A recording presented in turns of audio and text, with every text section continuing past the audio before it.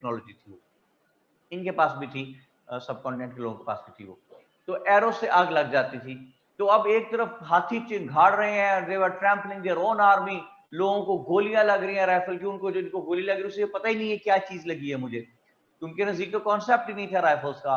हाथियों को गोलियां लग रही हैं, तो चीख चिंघाड़ बची हुई है हर तरफ, आग वाले तीर फेंके जा रहे हैं, जगह जगह आगे लग चुकी हैं और तूफान मच गया है, एक भगदड़ बची हुई है। और ऐसे में एक आग वाला तीर जाके लगा उस पालकी में, जिस पालकी में होके सवार चल रहा था कौन? इब्राहिम इब्राहिम। लोधी। उस पालकी में लग गई थी आग, and Ibrahim Lodhi had to come out of that particular palki whatever. तो ऐसे में वो इनके हत्थे चढ़ गया, ज़हीरुद्दीन बाबर वगैरह के फौजियों के। They killed Ibrahim Lodhi, and as soon as Ibrahim Lodhi was killed, rest of the army surrendered, and it paved the way for the long Mughal Empire in subcontinent. ये है जनाब कहानी। 1526 तक हम पहुंचे। First battle of Panipat which was fought between Zahiruddin Babur and Ibrahim Lodhi. याद रहेगी कहानी? जी सर। अब आप देखिए कि जब 15 हमने एडवेंट ऑफ इस्लाम से चले 712 तक पहुंचे, 712 से चले 1206 तक पहुंचे, 1206 से चले 1526 तक पहुंचे। ये 5 कॉलम्स आपके पास बने हुए जो कल मैंने बड़ी मेहनत करके यहां भी लिखे हुए थे। उसमें देखिए सबसे पहला कॉलम जो है, हाईलाइट करें डब्बा इस पे, कुतुबुद्दीन ऐबक का। ठीक है जी, ठीक है सर। ये पॉजिटिव मैनर में है कुतुबुद्दीन ऐबक, क्योंकि इसके नीचे हमने लिखा हुआ है कि he was the first ever person who took Islam to the northeastern part of subcontinent, and he was the first ever person who laid here the foundation of first Islamic state. ठीक हो गया जी। दूसरी बात, दूसरे डब्बे में पहुंचे तो मुबारक शाह पे हाईलाइट कीजिए और खुसरो शाह पे हाईलाइट कीजिए। नेगेटिव मैनर में है ये लोग, यानी मुबारक शाह की वजह से खुसरो शाह को प्रोजेक्शन मिल गई और ये अपॉर्चुनिटी मिल गई कि snatch the rule from Mubarak Shah after killing him. और अगर खुसरो शाह को जो एक साल उसका है 1320 से 1321 तक का, उसको हम कहते हैं 1 year of Hindu rule in सब कॉन्टिनेंट। सारा याद आ गया? जी सर। ओके। तीसरे कॉलम में इसको हाईलाइट करेंगे सारा। ठीक है सर। हाँ पूछ रहे हैं आप? हाँ पूछ रहा हूँ। गयासुद्दीन तुगलक को बेटा फिंगर टिप्स पे होनी चाहिए ना आपकी बातें, फायदा क्या? जी सर। गयासुद्दीन तुगलक कौन था? गयासुद्दीन तुगलक ये पंजाब का गवर्नर था जी, और पंजाब से आया था फौज लेके। जब इसने देखा कि Khusro Shah was killing, having severe brutalities against the Muslims और indiscriminate killing he was making against the Muslims, तो ये अपनी फौज वहां से लेके चला और he killed Khusro Shah and saved the rule from going into Hindu hands। अच्छा, ये चौथे कॉलम में पहुंचे, सैयद डायनेस्टी वाले में पहुंच गए। जी सर। छोटा सा स्टार लगाइए कॉलम के नीचे और नीचे लिखिए कि the rule remained in the hands of the Muslims. The rule remained in the hands of the Muslims, and Islam did not only remain intact। Daud बेटे भी आपके सवाल पे आता हूं। and Islam did not only remain intact, rather it kept on enhancing as the people who were preaching Islam got an open opportunity due to the presence of these Muslim rulers।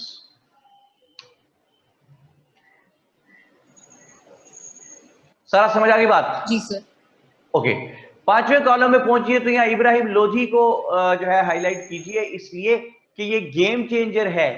First battle of Panipat was fought between Zahiruddin Babar and Ibrahim Lodhi, और it paved the way for the long Mughal empire which completely changed whole of the complexion of the ruling elite in subcontinent। सबा खान कहती हैं repeat the last line पता नहीं कौन सी थी बेटा, यहाँ पे लिख दें या आप बोल दें। जी बोलें सारा, लास्ट लाइन क्या लिखवाई मैंने? सर आपने लिखवाई है who were preaching Islam got an open opportunity due to the presence of okay thank you. Saba Khan बेटा, सही डायनेस्टी की आखिरी लाइन में बोल रहा हूँ, दोबारा लिख लीजिए कि and the people who are preaching Islam, and the people who are preaching Islam they got an open opportunity. ठीक हो गया सबा? ओके जी, दाऊद के सवाल में, दाऊद सवाल लिखें जी, मैं बोलूं फिर आपको जवाब दूं, फिर मैंने आगे जाना। देखें अब तक की मुख्तसर सी लाइफ में आप लोग 3-4 डिफरेंट इलीट्स, पॉलिटिकल इलीट्स देख चुके हैं, रूलिंग इलीट्स पाकिस्तान में। परवेज मुशर्रफ आपको थोड़ा सा याद होगा, उसका रूलिंग इलीट, वो एक लिबरल सा आदमी था और उसने मीडिया को भी पूरी पावर दे दी, चैनल्स ओपन कर दिए, सरेआम स्क्रीन पे घूमते वक्त का लोग मजाक उड़ाते थे, कार्टून बनने लगे। लिबरल सा आदमी था, उसने इस तरीके कार से हुकूमत चलाई। उसके बाद आपने नून लीग का दौर देखा, उनका अपना एक मिजाज है, कम्युनिकेशनल नेटवर्क्स पे, रोड्स पे मेट्रो बना दी, ऑरेंज ट्रेन और ओवरहेड ब्रिजेस, और तिजारत को बहुत प्रमोट करते हैं, ताजिर को, उनका अपना एक मिजाज है। फिर आपने रूलिंग एलीट देखी है 2018 से अब तक की इमरान खान की, इनका अपना एक मिजाज है, उस पर अकाउंटेबिलिटी और करप्शन को रोकना और फॉरेन अफेयर्स को ज्यादा तवज्जो करना, अपना मिजाज होता है हर रूलिंग एलीट का। तो जिस वक्त यहाँ पे मुगल्स आ गए तो उससे क्या हुआ कि रूलिंग एलीट यहाँ पे कंप्लीटली कॉम्प्रिहेंसिवली चेंज हो गई और वो अपने तरीकेकार से हुकूमत करने लगे, which were having long lasting impacts on the people of India as well. सारा ये बात समझ आई आपको? जी सर। ठीक है जी, दाऊद साहब को लाइन पे हमने लेना है जी। दाऊद साहब कहते हैं लॉन्ग क्वेश्चन पे उन्होंने पूछना है। भाई दाऊद साहब, लॉन्ग तो आंसर होता है, क्वेश्चन तो छोटा सा होता है। भाई क्या बात कर रहे हो? एडमन आपके उठ के गए हैं जी बाहर क्लासरूम में से, इसलिए अभी दाऊद साहब आपको लाइन पे नहीं लिया जा सकता, आई एम सॉरी। और जो ही आपके एडमन आते हैं दाऊद साहब, हम उनको कहेंगे आपको लाइन पे ले लें भाई। और अब मैं ये बात करना चाहता हूं कि whenever the question has been asked from this particular topic, ये अब तक जितना हमने पढ़ा है, तो in which way that has been asked। लेकिन उससे पहले एक अच्छी इतला ये है कि एडमन साहब आ गए हैं वापस, अपना फोन चार्जिंग पे लगा रहे हैं, दिशा आए थे ना। और दाऊद को लाइन पे ले जी, दाऊद अहमद साहब को।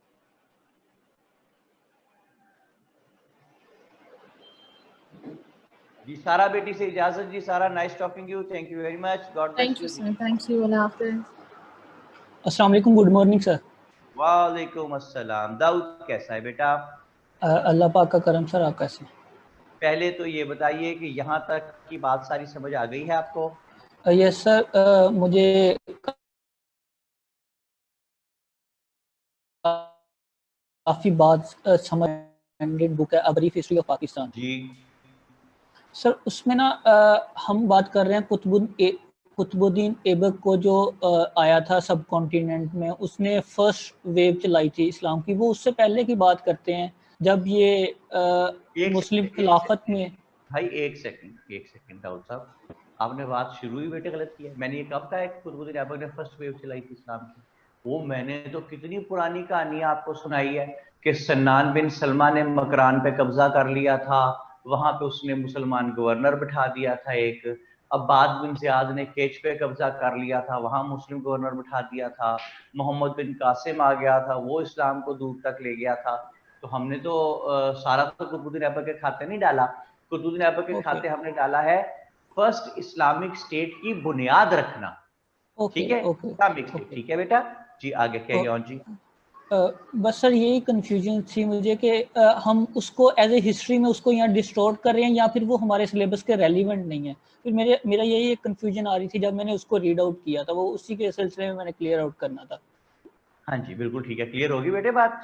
Yes sir, yes. उसको फर्स्ट अगर किसी किताब ने कहा है ना कि फर्स्ट वेव चलाई उसने, तो फर्स्ट वेव से यहाँ पे उसकी मुराद ये है कि ईस्टर्न, नॉर्थ ईस्टर्न साइड पे लेके गया इस्लाम को, नॉर्दर्न इंडिया के कुछ एरियाज पे कब्जा किया, और उसके अलावा कुतुबुद्दीन ऐबक ने फर्स्ट इस्लामिक स्टेट की बुनियाद रखी। ओके, तो नया नजर आ गई, कहती sir kindly teach us how the question can, पढ़ा नहीं जा रहा आगे मेरे से,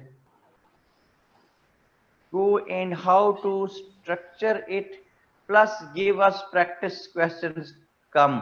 How come लिखा हुआ था। अच्छा चलिए ठीक है, नायाब समझ आ गई मुझे बेटे बात। नायाब ने एक नायाब सवाल किया जी, भला कौन सा वाला जो मैं अभी कह रहा था, वही वाला कि when the question has been asked, तो in which manner it has been asked, in which way it has been asked, और हमने उसको कैसे हैंडल करना है। दाऊद सुन रहा बात?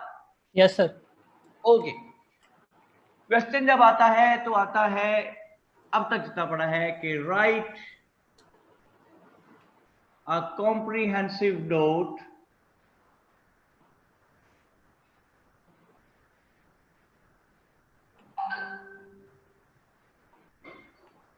on evolution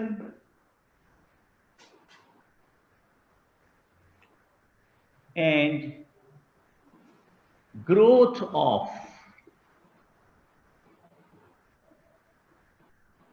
Islam in subcontinent.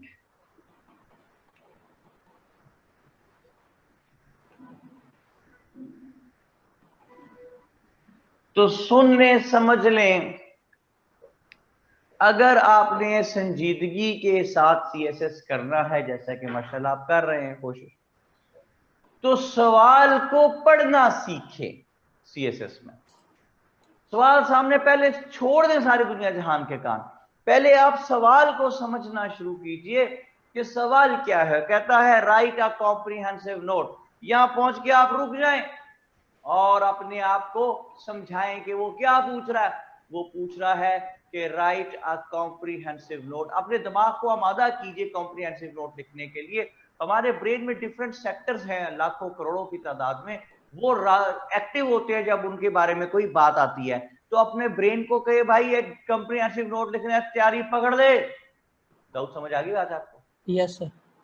तो ब्रेन ने तैयारी पकड़ ली कॉम्प्रिहेंसिव नोट लिखने के लिए। आगे आपने कहा किस चीज पे लिखना है, ये भी ब्रेन को समझाइए कि write a comprehensive note on evolution and growth. दो चीजें हैं, एक नहीं है, दो चीजें हैं, एवोल्यूशन एंड ग्रोथ। इस्लाम का इवॉल्व होना, स्टार्ट होना और ग्रो करना। समझ आ रही दाऊद बात आपको? Yes sir. तो evolution and growth of Islam in subcontinent. Headings देखिएगा। सबसे पहले तो सवाल का हम करा देंगे जी इंट्रोडक्शन। इंट्रोडक्शन सवाल का मैंने कराया जी। इंट्रोडक्शन किस चीज का कराना है? सवाल का। सवाल क्या है? Evolution and growth of Islam in subcontinent. तो इस्लाम का यहां स्टार्ट होना और ग्रो करना। तो पहले तो उसको बताएं कि ये चक्कर क्या है, why evolution of Islam we are talking about, क्यों जिक्र कर रहे हैं हम इसका। तो देखिए वो कहते हैं भाई, अरे कितनी लंबी कहानी है, वो सारा सन्नान बिन सलमा, उस्मान बिन अबी इलास और ये और वो, हम कैसे लपेटेंगे उसको बात, क्योंकि इररेलेवेंट नहीं करना, बात को ड्रैग नहीं करना। तो हम लिखते हैं कि द एरिया ऑफ सब continent has always been one of the most populous regions of the world. That is why even in the time of pious caliphs, it is seen that they were having great interest in this region as they wanted to communicate the message of Allah and His Messenger sallallahu alaihi wasallam to the maximum number of human beings here in subcontinent. In this regard, we see that in the time of second pious caliph, people like Usman bin Abi al-As, Mughira, and Muhallab bin Saghira arrived here. Whereas in the time of Ali captured the area of Makran, and Abbad bin Ziyad captured the area of Kach, where they allocated the Muslim governors as well. आखिरी जुमला सुने इस paragraph का। In this manner, Islam started evolving here in subcontinent. ये इस्लाम question का हमने introduction करवा दिया कि ये वजह थी, क्योंकि पॉपुलस रीजन था, बंदे बहुत थे, इंसान बहुत बसते थे यहाँ, तो अल्लाह का पैगाम यहाँ तक पहुँचाना उनके लिए बड़ा ये अट्रैक्टिव एरिया था कि इतने सारे इंसानों तक अल्लाह का पैगाम पहुंचे। ये है इंट्रोडक्शन क्वेश्चन का। आपने इस इंट्रोडक्शन के जरिए उसको अपनी अंडरस्टैंडिंग दे दी कि देख मुझे पता है कि सवाल what it is all about, कि इस्लाम यहाँ इवॉल्व कैसे हो रहा है। ठीक है, अब अगली हेडिंग देखिए इसकी क्या है, एवोल्यूशन ऑफ इस्लाम इन सब कॉन्टिनेंट। एवोल्यूशन ऑफ इस्लाम,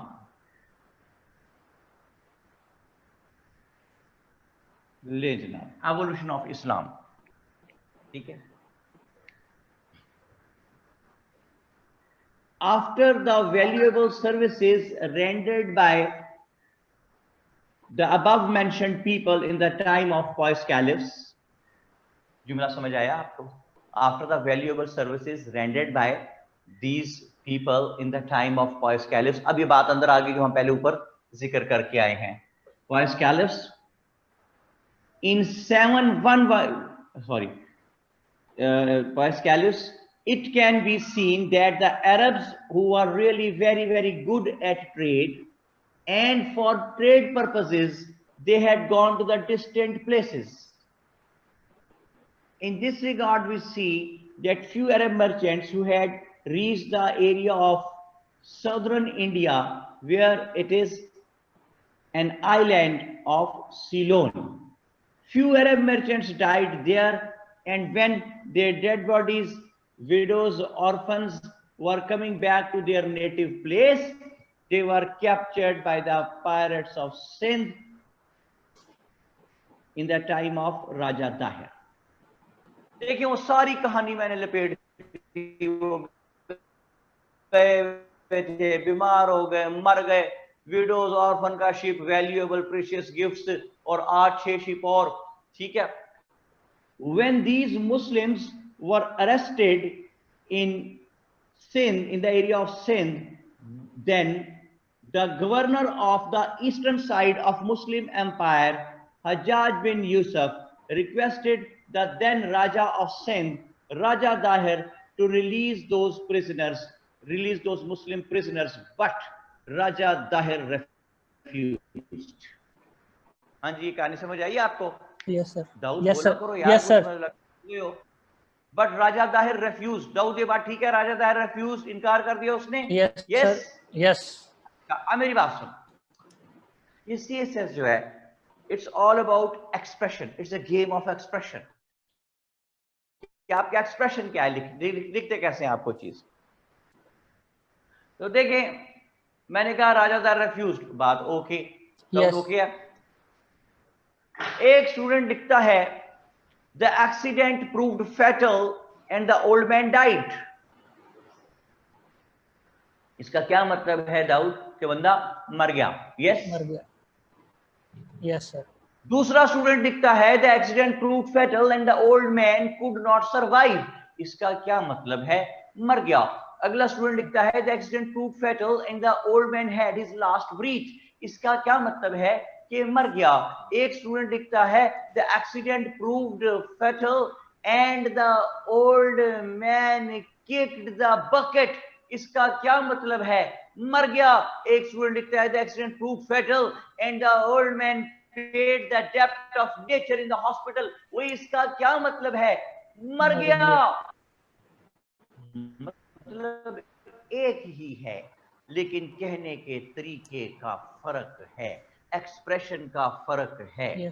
ठीक है जी। अशरफ शाह साहब जो हैं वो सॉल्यूशंस के प्रॉब्लम्स ढूंढ रहे हैं। ठीक है, वो कहते हैं एवोल्यूशन भी टेक्निकली ग्रोथ ही होती है। डिफरेंस क्या है दोनों में भी, तो बेटे बताया आपको। एवोल्यूशन का मतलब होता है स्टार्ट होना, और ग्रोथ का मतलब होता है वो फिर ग्रो करना। तो ग्रो कौन सी चीज करती है? जो एग्जिस्ट करती है। तो उसका एग्जिस्टेंस कहां से आया है? उसको कहते हैं इवॉल्व होना। अशरफ शाह जी बात समझ आई आपको? समझ आ गई तो लिख दे। ठीक है दाऊद, यहां तक कहानी समझ आ रही है आपको? अब देखिए मैं क्या बात कर रहा हूं कि राजा दाहिर रेफ्यूज का क्या मतलब है? उसने इनकार कर दिया।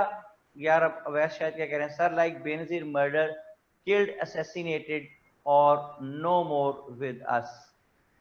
Yes, assassinated, no more with us, departed, died, or murdered, killed, paid the debt of nature, or kicked the bucket, had her last breath, could not survive.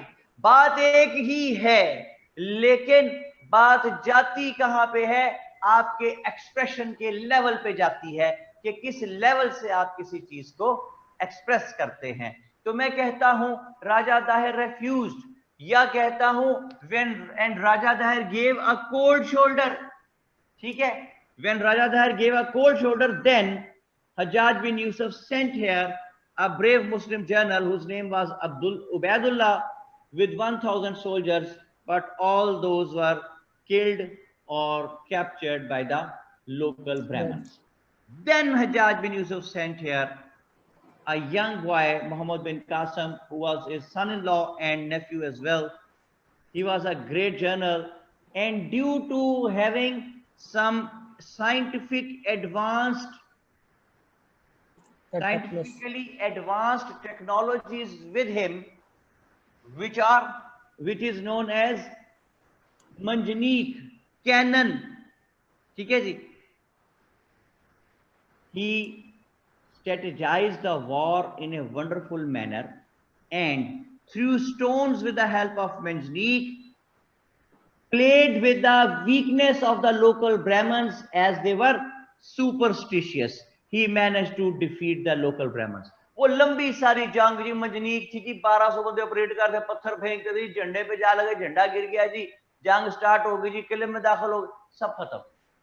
सुने, अगर मैं सवाल का जवाब लिख रहा होता कि write a comprehensive note on the valuable services of Mohammad bin Qasim, या write a comprehensive note on the arrival and the war of Mohammad bin Qasim here in subcontinent, तो फिर मैं मोहम्मद बिन कासिम के कारनामे बयान करता करता बीच में इस्लाम के खिदमत का जिक्र करता।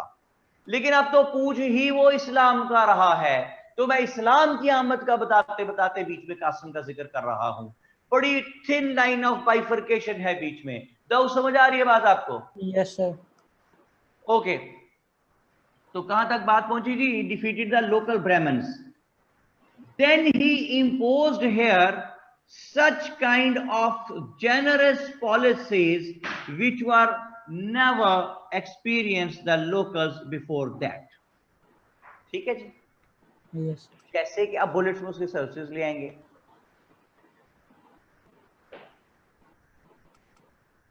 He announced general pardon for everybody. He did not confiscate the religions of the locals. He did not confiscate the properties of the locals. He did not ban the religions of the locals. He did not set on fire the religious places of the locals. The Arab soldiers started making marriages with the local women, which created a strong bonding in between the Arabs and the Indians. He did not humiliate the locals, rather he gave respect to the local Brahmins and Buddhist administrative posts. They were given the jobs. और क्या है भाई? He did not impose heavy taxes on the locals which they could not pay. The general pardon announced by Qasim was another strange sort of generous act for the conquered people. ठीक है? Bullets खत्म हुए. So the people started embracing Islam in huge numbers, and it can be seen that the areas of present day Sindh and Punjab started becoming the Muslim majority areas. Although Qasim went back in 715 AD, but the impacts of his generous policies continued, and the Arab missionaries called here by Qasim kept on preaching Islam, and the areas of Sindh and Punjab in present day Pakistan became the Muslim majority areas, not overnight but with the passage of time. साथ आप यहाँ पे map दीजिए उसको, ताकि marks कटने की कोई गुंजाइश ना हो, बल्कि ज्यादा से ज्यादा नंबर आने की गुंजाइश बन जाए। यहाँ पे आप उसको सिंध और पंजाब में इस्लाम ला के दिखाएं, लाइक दिस। यहाँ पे नीचे की दीजिए इसकी बॉक्स बना के छोटा सा, कि इस्लाम इन सिंध एंड पंजाब।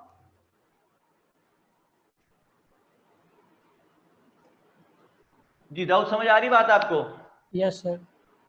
यार आधे घंटे बाद तू बोलता है दाऊद, मुझे लगता है सो गया। दाऊद नाश्ता नहीं किया? No sir. No sir. Haider Abbas आ गए तो कर लेना दाऊद नाश्ता, रोजा रखा हुआ। लेट उठा ना, देखा पकड़ा गया ना, पकड़ा गया ना, लेट उठता। रात लेट सोया था। चले दाऊद बेटे से लेते जी इजाजत और किसी ऐसे बंदे की तरफ जाते हैं जिसने नाश्ता किया वो। सैयद अब्बास हैदर शाह जी आ गए हैं, बड़ी हम बात कर रहे हैं। कहते sir one heading one para में लिखना मस्ट नहीं है। नहीं शाह जी मुझे बिल्कुल नहीं बात समझ आई। तारा खान कहती हैं सर मैप भी ड्रॉ करना, आपको मैप ड्रॉ करने में मुश्किल पेश आती है तो मैं अगले 1-2 लेक्चर्स में आप लोगों को मैप बनाना भी सिखा दूंगा फ्री हैंड से 5-7 सेकंड के अंदर अंदर। अच्छा जी क्या सवाल किया, मतलब लिख सकते हैं सर? यार आप कह रहे हैं कि एक हेडिंग एक के नीचे एक पैराग्राफ लिखें या 2 लिखें? 2 भी लिख सकते हैं बेटा, हेडिंग पे डिपेंड करता है कि जी हैदर वालेकुम अस्सलाम। कैसा भाई? अलग तरह से तक आपने मैं ठीक हूँ शाह जी, सो रहे हैं? आवाज कम आ रही है सर? आवाज इतनी ज्यादा नींद से भरी हुई है, मुझे खुद नींद आने लग गई शाह जी। नहीं सर आवाज ऐसे। अच्छा शाह जी क्या सवाल पूछ रहे हैं, जरा पूछें, बोल के पूछें। सर मुझे इसमें कंफ्यूजन थी सर कि एक लाइक जिस तरह ऐसे में या हम कोई अपना एक जब आइडिया एक पैराग्राफ में क्लियर करते हैं, आइडिया एक होना चाहिए हमारे पैरा में, एक मतलब सिंगल पैराग्राफ में।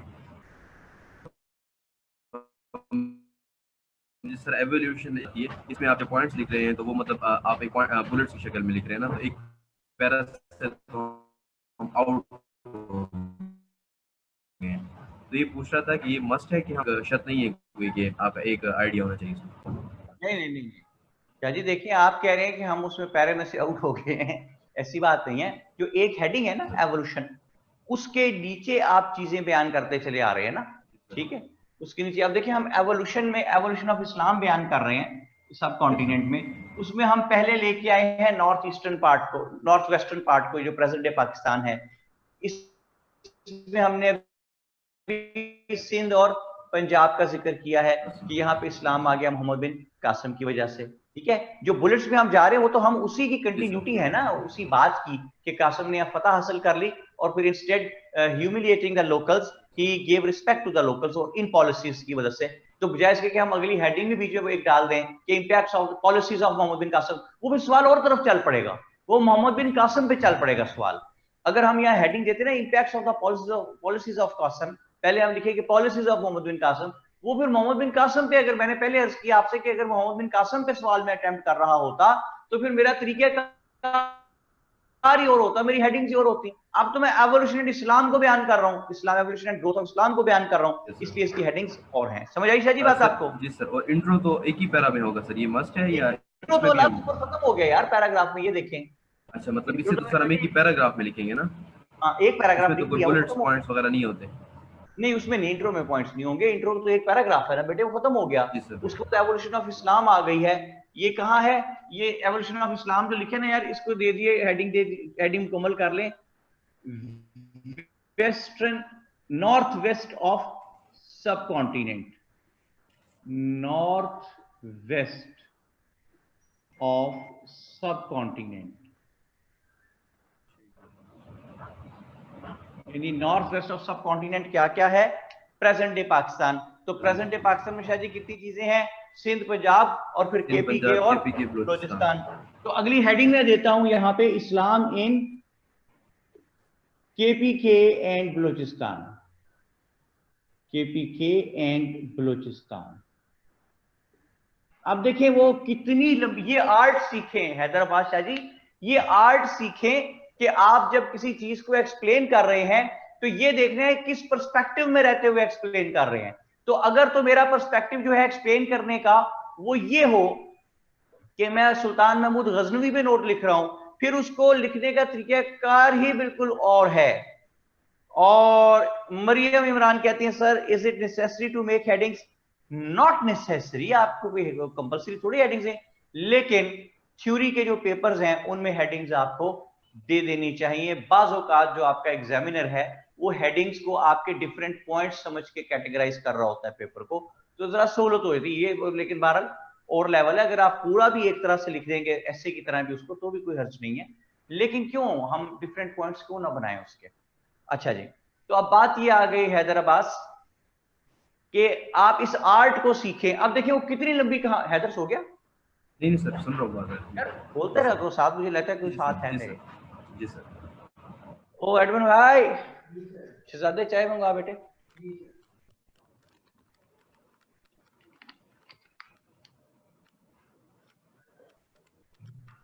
तो शाह जी बात यहां तक पहुंची कि हमने एक्सप्लेन करना है अब इस्लाम केपीके और बलूचिस्तान में। अगर हम जहन में लेके आए कि how Islam started evolving in present day areas of Pakistan, KPK and Balochistan, तो पूरी वो कहानी जहन में आती है सुल्तान महमूद गजनवी वाली। लेकिन अब हमने वहां पे नहीं रहना कहानी पे, देखिए मैं कैसे उसको एक्सप्लेन करूंगा, वो गोल कैसे कर दूंगा सारी बात राजा जयपाल वाली। When a rude and powerful Raja of Lahore, Raja Jaipal, tried to invade the area of Ghazni in Afghanistan in 992 AD, then this misadventure of Raja Jaipal provided an opportunity to the Muslim warriors like Sabuktigin and Sultan Mahmud Ghaznavi to enter here in present day Pakistan from its northwestern areas. Present day Pakistan का northwestern ज़हन में लाए जी, ये पाकिस्तान इसका north और ये western जो आजकल केपीके वगैरह का एरिया बनता है।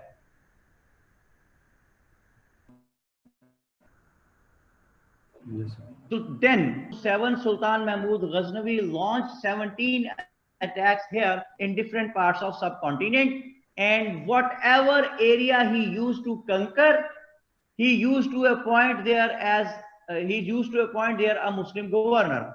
And due to the presence of these Muslim governors in the various areas of KPK and Balochistan, the people who were embracing Islam in this region of Sindh and Punjab, they started moving towards the areas of KPK and Balochistan and started preaching Islam there. And due to these preachings and the presence of these Muslim governors appointed there by Sultan Mahmud Ghaznavi, a lot of people started embracing Islam, and in this manner the areas of KPK and Balochistan also became the Muslim majority areas. ये आप की दीजिए, एक पाकिस्तान का map बनाइए यहाँ पे, जो कि मैं आपको कल परसों बनाना भी बकायदा सिखा दूंगा कैसे बनाना है इसको। ये जनाब केपीके और बलूचिस्तान का एरिया इसमें मैंने हाईलाइट कर दिया जी, केपीके एंड बलूचिस्तान, और साथ नीचे मैंने इसके की दे दी है जी कि Islam in KPK and Balochistan. सुनते जाए अगली हेडिंग। अगली हेडिंग बताइए शाह जी। हैदर अब्बास, और कहां गया भाई हैदर शाह जी? मीटिंग से ही आउट हो गए, वो कैसे जी? अच्छा अच्छा चलें ठीक है, आप लाइन पे लेके आए जी वो यूकेसी, यूनाइटेड किंगडम ऑफ चकवाल के प्रिंस जनाब शहजादा हसन अहमद साहब।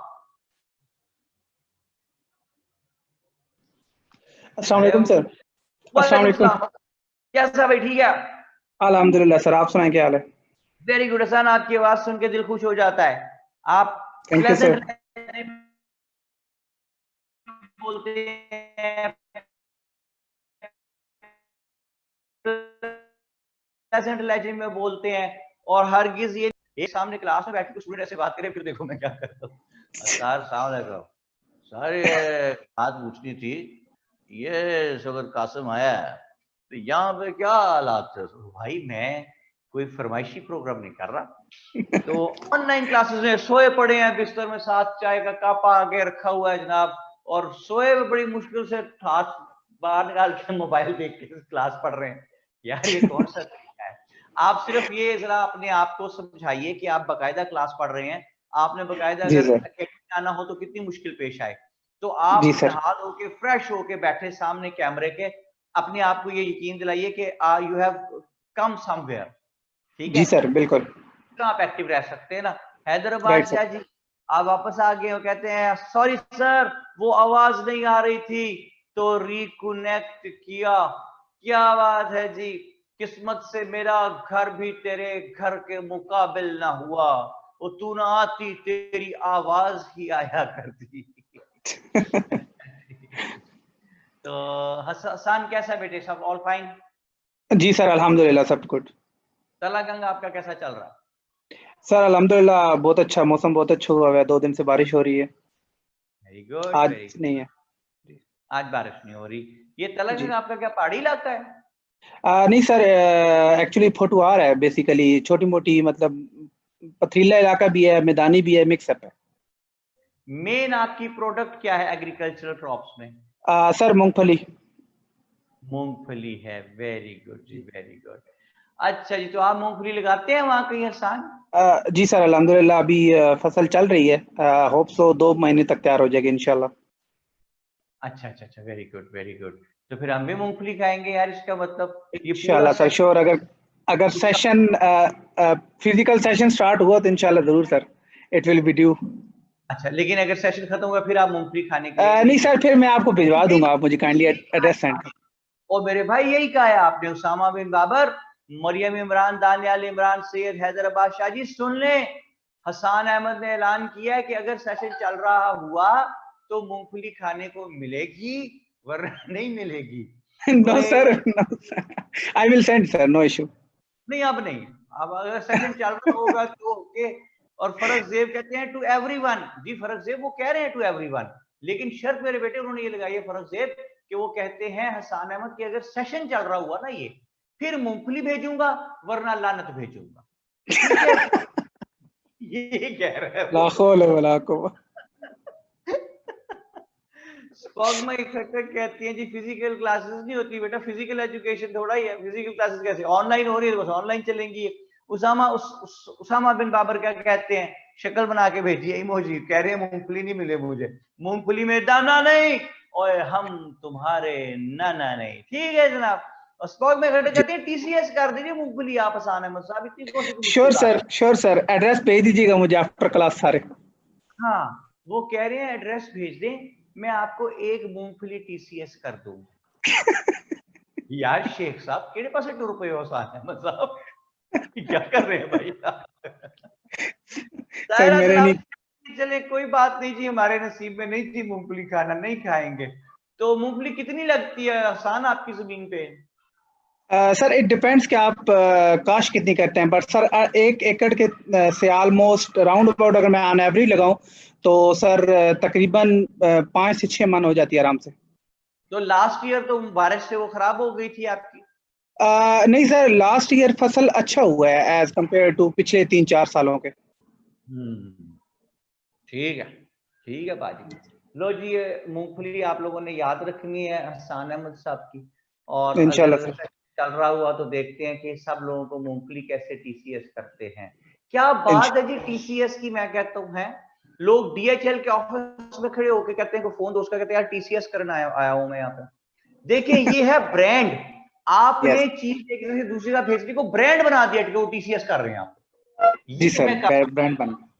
And it is not being run by any qualified CSP officer. मेरी बात समझ रहे हैं आप?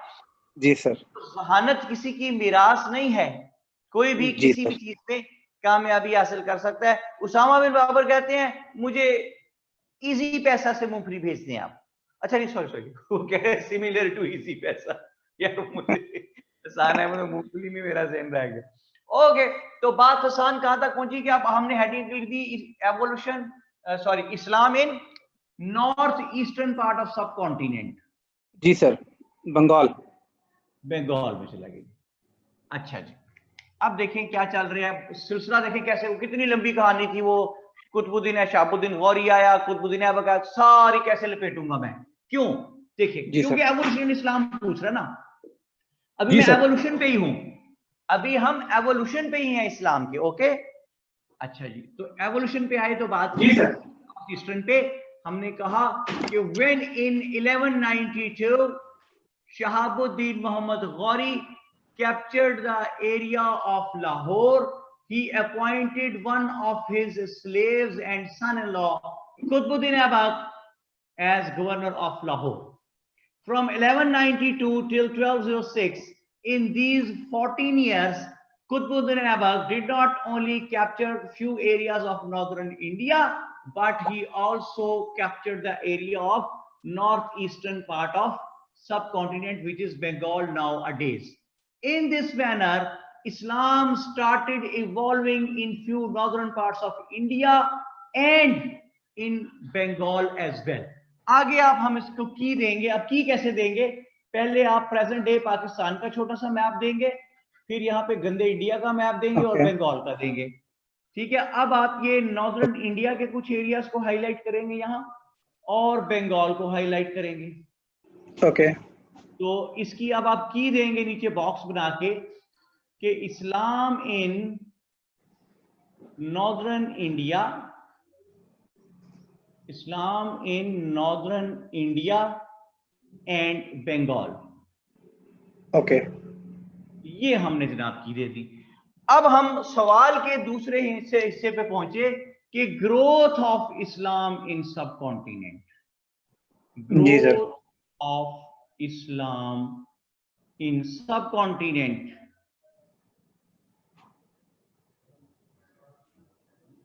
अच्छा, ये जो ग्रोथ ऑफ इस्लाम इन सब कॉन्टिनेंट है, तो अब बात पहुंच गई है 1206 तक। तो देखें जी सर।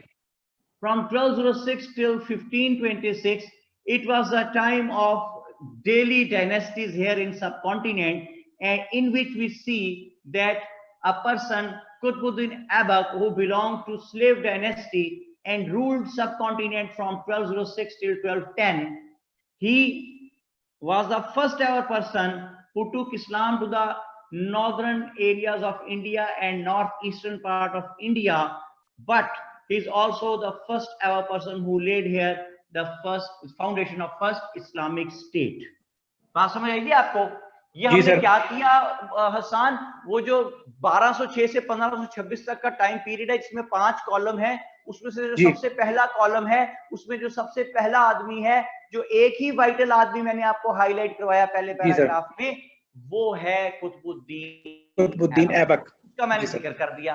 ठीक है, आगे हम लेके चलते हैं। Then in Khilji dynasty we see that it is seen that Alauddin Khilji made wonderful innovations, due to which Islam became stronger in subcontinent. And after the time of Alauddin Khilji, his son Mubarak Shah, due to his incapability, provided an opportunity to a person, Khusro Shah, who had newly embraced Islam, but he had embraced Islam apparently, and by heart he was with his Hindu relatives, and he got this opportunity. Khusro Shah, he killed Muslims from all the who belonged to all the different important posts, and his 1-year rule from 1320 till 1321 is categorized as the almost 1 year of Hindu rule. Okay, जी sir. Paragraph change कर दें और लिख दें कि governor, the then governor of Punjab Ghiyasuddin Tughlaq was having a very close eye on the circumstances, and when he observed that Khusro Shah had almost made a Hindu rule here in India, and rule almost had been shifted from the Muslims to the Hindus, then he invaded Delhi. He killed Khusro Shah and saved the rule from going into Hindu hands, and in this manner Ghiyasuddin Tughlaq enjoys immense importance for the growth of subcontinent, as had he not interfered and had he not killed Khusro Shah, it would have been a complete Hindu rule in subcontinent. So for the growth of Islam in subcontinent, the valuable services rendered by Ghiyasuddin Tughlaq cannot be overlooked. हाँ जी, okay sir, clear हो रही है बात जी सारी? Sir, जी sir, right. उसके बाद हम लिखते हैं कि then from 1414 till 1451, the 4 rulers of Sayyid dynasties, although they did not play any important role for the growth of Islam, but due to their presence, the rule remained in the hands of the Muslims and the people who were preaching Islam. They kept on preaching Islam openly, and Islam did not only remain intact, rather it kept on enhancing with the passage of time. Okay. Right sir, जी sir. After this, it is seen that there was a change in the ruling elite as the rude behavior of Ibrahim Lodhi जी sir, paved the way for his own people to call here Zahiruddin Babar to have a war against Ibrahim Lodhi. Zahiruddin Babar, who was an Uzbek prince, he came here, and due to scientifically advanced technologies with him, he defeated Ibrahim Lodhi despite having a much shorter army in number as compared to Ibrahim Lodhi. This battle between Zahiruddin Babar and Ibrahim Lodhi is known as First Battle of Panipat, in which Zahiruddin Babar came out victorious. Ibrahim Lodhi was killed, and it paved the way for the long Mughal Empire in subcontinent, which was having long-lasting impacts in social, religious, educational, and aspect होगा जी चौथा, economic aspect of the natives. ठीक है जी sir. अब आप मुझे बताइए ईमानदारी से, झूठ नहीं बोलना यार, ये बोर्ड को जरा फोकस करो, मैं साइड पे हो गया हूं, बोर्ड फोकस करो जरा। हसन मैं नजर आ रहा हूं? नहीं सर, मुझे ढूंढो। सर वो आप खड़े हुए हैं राइट साइड पे बोर्ड के।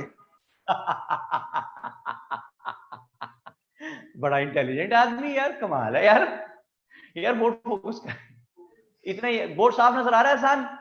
जी सर। देखिए यहां से बात स्टार्ट हुई इंट्रोडक्शन से, evolution of Islam, north western part of सब कॉन्टिनेंट पे बात की, जिसमें सिंध एंड पंजाब है, और फिर केपीके और बलोचिस्तान है, उसकी की दे दी, केपीके बलोचिस्तान की दे दी। फिर इस्लाम इन नॉर्थ ईस्ट में पहुंचे तो जनाब इसकी की दे दी, कुतुबुद्दीन ऐबक का जिक्र कर दिया। फिर ग्रोथ ऑफ इस्लाम में देखे, इसमें मैंने 5 की 5 डायनेस्टीज निबेड़ दी यहां तक। जी सर। हसन बात समझ आई? जी सर, समझ आ गई। This is the way. अच्छा, अब वो तलहा शाहिद कह रहे हैं कि how long the answer should be? 7 sides almost. 8 sides. मेरा फार्मूला लिख लीजिए, 8 8 7 6। हसन इसका क्या मतलब है? सर पहला question 8 lines 8 sides, then next question 7 side, और उससे अगला 6 साइड्स। ओके। अच्छा, अब ये कब कह रहा हूं? ये तब कह रहा हूं कि अगर आपको छठा क्वेश्चन जरा सा हल्का आता हो तो 6 साइडें, या टाइम कम हो तो 6 साइडें।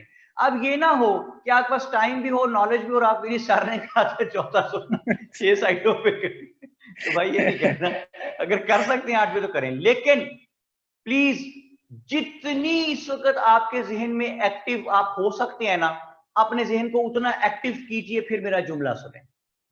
ओके। ये अब लाइफ चेंजिंग सेंटेंस है आपका, ये आपको सीट दिला भी सकता है और एलोकेशन से बाहर भी फेंक सकता है। तमाम लोग जो इस वक्त मुझे सुन रहे हैं, प्लीज दिमाग के 14 तबक रोशन करें, और प्लीज मेरी बात सुने सारी जिंदगी, हर पेपर के बीच में याद रखना।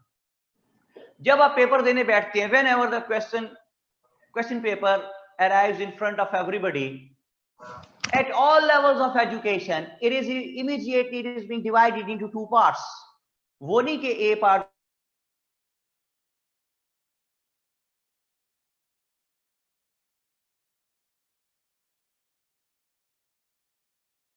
और बी पार्ट उन्होंने लिखी, it is divided and the other one is that which is not known to the student. Right sir, clear.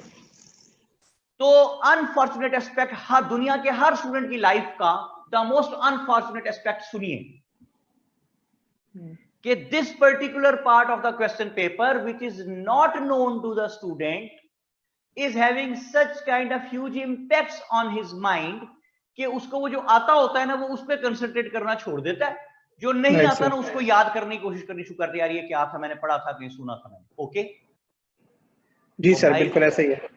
वो तेरे नसीब की बारिशें किसी और छत कहीं पे और बरसी, बिल्कुल किसी और छत पे बरस पड़ी, बरस गई, दिले बेखबर मेरी बात सुन, उसे भूल जाओ, जो तुझे मिला उसे याद रख, वो जो नहीं मिला उसे भूल जा, जो नहीं मिला उस पे लानत भेज दे, ठीक है? बिल्कुल सर, जो मिला ऐसे ही है सर। उसे याद रख। जैसे हसन अहमद ने भी कहा था कि अगर कोई सेशन जारी हुआ तो मैं मूंगफलियां आप लोगों को सबको भिजवाऊंगा, अगर सेशन खत्म हुआ तो जो नहीं मिला उसे भूल जा, उसे वो भेज दे।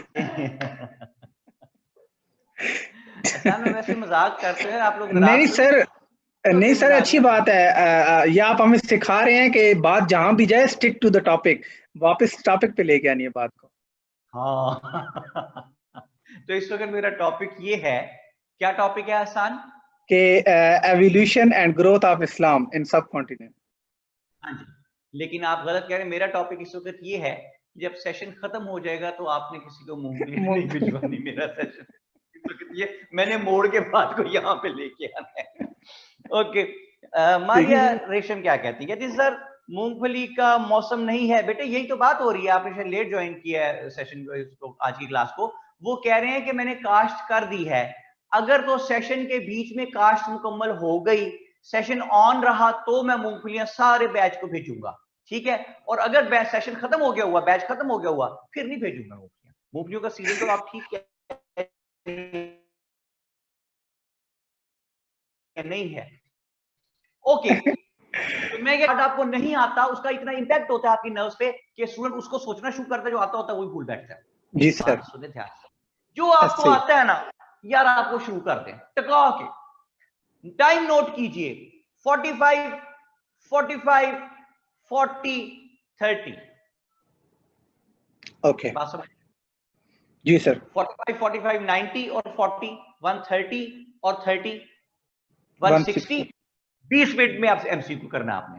ओके ओके, ये तकसीम मैंने, अच्छा ये 45 45 40 30 है। सुने, पहला सवाल हर पेपर में एवरेज ये होती है कि स्टूडेंट को 2 सवाल बड़े तगड़े आते होते हैं, उसका स्टूडेंट को बड़ा फायदा होता है, लेकिन वही 2 सवाल उसको ले डूबते हैं। कैसे भाई? आप पहला सवाल 45 मिनट्स का करने की बजाय आप उसको करते हैं 1 घंटे में, उसमें आपने 13 नंबर ले लिए, 20 में से 14 नंबर ले लिए। दूसरा सवाल अब आपने हबड़ दबड़ में किया, लेकिन वो भी आपने 7-8 साइडों पे निबेड़ लिया। तो under the impact of those 14 और 13, इसमें भी आप 13 या 12 नंबर ले गए, आपके 26 नंबर हो गए, 25 नंबर हो गए, 25 या 26 हो गए। 12 नंबर आप एमसीक्यूज में लगा लें, 38 नंबर हो गए। अब आप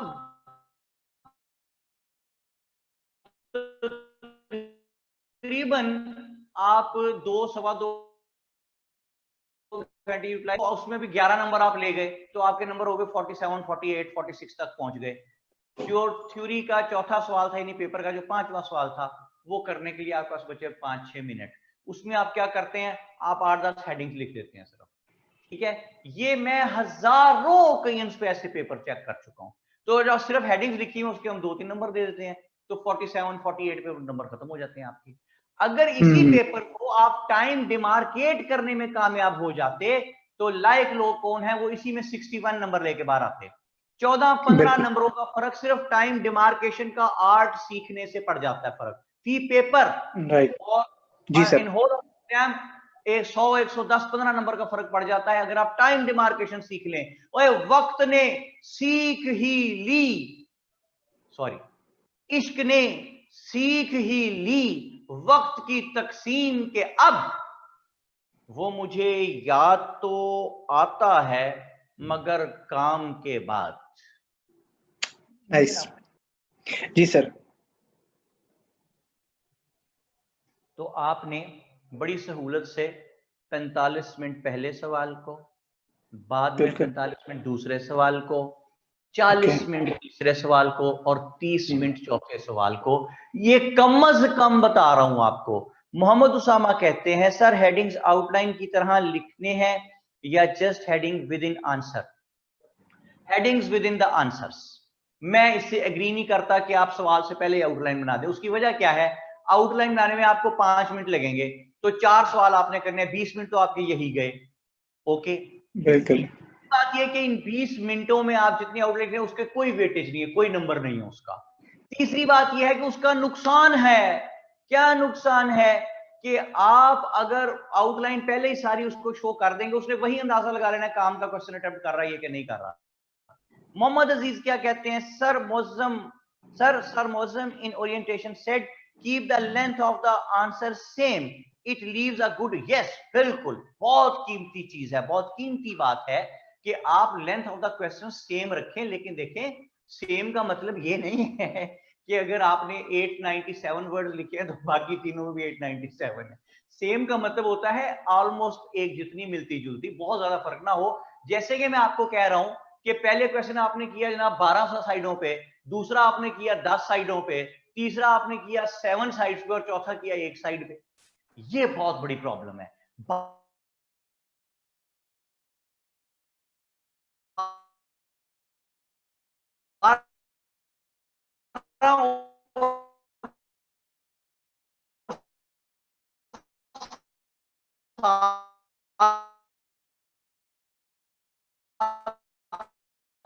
में बड़ा फर्क है, लेकिन आज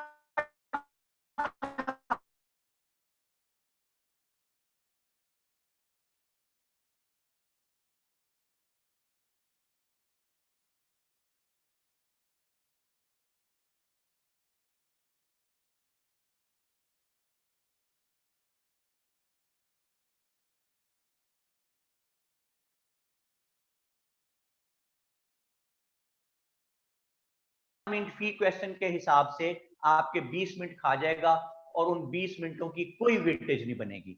इंस्टेड वो जो 5 मिनट वहां लगाने हैं, आप 5 मिनट में 1.5 साइड लिख लेते हैं।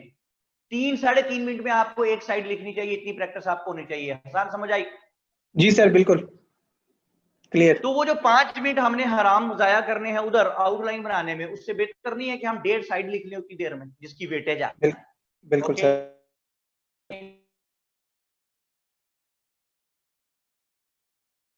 ऐसे 26 से 1857 तक जाना है। यस, एक पेज अपने सामने कीजिए, हॉरिजॉन्टल पेज होगा जो 1526 से 1857 तक ले जा रहा है। हसान ढूंढे वो पेज कहाँ है?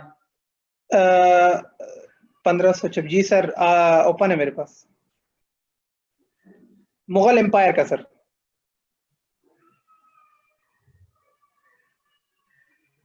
जी सर, ओपन है। पेज नंबर बताएं सर। पेज नंबर है 15 और पीडीएफ का पेज नंबर 16। जी, पेज नंबर क्या है? पेज नंबर 15 डॉक्यूमेंट का है और पीडीएफ पेज नंबर 16। ठीक है, पेज 15 पे पहुंचे तो वो हॉरिजॉन्टल पेज है, जिसमें हॉरिजॉन्टल पेज क्या क्या मौजूद है जी? 1526 से 1857 तक का पूरा रोड मैप है। जी सर, ऐसे ही है। जिसमें सबसे पहले हमारे पास लिखा हुआ है ज़हीरुद्दीन बाबर। जी सर। जो कि 1526 से 1530 तक है। दूसरी चीज राइट। इसमें लिखी हुई है हुमायूं, जो कि जी 1530 से 1540 तक है। ओके। फिर सूरी डायनेस्टी आ जाती है, ओके। जो कि 1540 से 1555, 15 साल चलती है। जी सर। इन 15 सालों में 3 लोग हैं, शेरशाह सूरी, जलाल खान और मुबरिज खान। ओके, फिर ठीक है हुमायूं सर। अगेन हुमायूं, जो कि 1555 से आपके 1556 तक रहेगा। और फिर अगले इसमें आ जाता है जी अकबर, जो कि 1556 से 1605 तक रहेगा। अकबर की हमारे जी सर। कॉज के लिए 2 तरह की इंपॉर्टेंस होगी, एक पॉजिटिव, एक नेगेटिव। ओके, जी सर। अकबर के बाद उसका बेटा जहांगीर, जो कि 1605 से 1627 तक रहता है और उसकी हमारे कॉज के लिए बेशुमार पॉजिटिव इंपॉर्टेंस है। जहांगीर के बाद टाइम आता है शाहजहां का 1627 से 1658 तक। लॉन्ग लास्टिंग इंपैक्ट्स आएंगे शाहजहां के दौर के, उसके मरने के बाद तक भी ढेर सारे आते रहेंगे। 1658 से 1707 तक यहाँ रहता है औरंगजेब। औरंगजेब की भी हमारे कॉज के लिए दो तरह की इंपॉर्टेंस, एक पॉजिटिव और एक नेगेटिव। ठीक है, अच्छा जी। और उसके बाद हमारे पास आ जाता है यहाँ पे भाई अराइवल ऑफ ब्रिटिशर्स इन सब कॉन्टिनेंट, राइट। इसी टाइम के बीच में, मुगल्स के टाइम्स के बीच में रिफॉर्म्स आते हैं हमारे पास, शेख अहमद सरहिंदी, शाह वलीउल्लाह और सैयद अहमद शहीद। और आखिरी चीज की है जी वार ऑफ इंडिपेंडेंस। ये 10 चीजें हैं जो हमने इस टोटल पीरियड में 1526 से 1857 तक जाते जाते देखनी है। डन है जनाब? जी sir. So to start with, Zahiruddin Babar यहां पे आ गया था। जी सर। मुस्तफा इमरान कहते हैं the question we were discussing is complete right. yes, it is completed up to the extent of the knowledge which we managed to gain till now 1526। अब growth of इस्लाम है ना, तो ग्रोथ ऑफ इस्लाम तो चलती रहेगी। तो अभी हमने 1526 तक पढ़ा था, वहां तक मैंने जवाब दे दिया। हालांकि अभी हमने इसका वो बनाना है, उसको कंक्लूजन तो करना है ना, क्योंकि कंक्लूजन के बगैर तो कोई क्वेश्चन नहीं होता। अभी उसे हम कंप्लीट करेंगे इंशाल्लाह आगे चल के। That is still in the process. वो लिखा नहीं होता जारी है, वो है ये तो भी कंटिन्यूड। जी सर। तो बात यहां तक पहुंची जी कि ज़हीरुद्दीन बाबर आ गया।